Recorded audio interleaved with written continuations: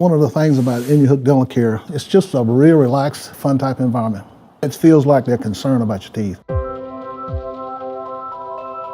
I've been a patient with Indian Houck Dental Practice for over 40 years. I had just got out of service in the early 70s, and I was looking for a dentist. Me and my wife, we found Dr. Anderson and Dr. Trumley. It worked out great because we had young kids and they needed dental work. I spent 4 years in the Marine Corps, and I told Dr. Anderson when I first started coming here, if I knew I was going to live that long, I would have took better care of my teeth. I had all that free dental service, I never used it, so I came here. Me and the wife found two things. Number one was quality. One of the things that I enjoy when I come in, people knew me. They call my name. It's like family, and I enjoy it. Not only that, when me and my wife's anniversary, they wish me a happy anniversary. They know my birthday, send me a birthday card, so it's just family. My favorite thing, I had to think about that, is so many.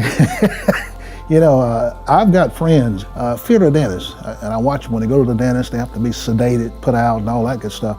Well, one of the things that I find coming here, what I like about it, you can come in in a relaxed atmosphere. So when I come in, just even the people at the receptionist and everybody at the desk, I feel good about it, I really do.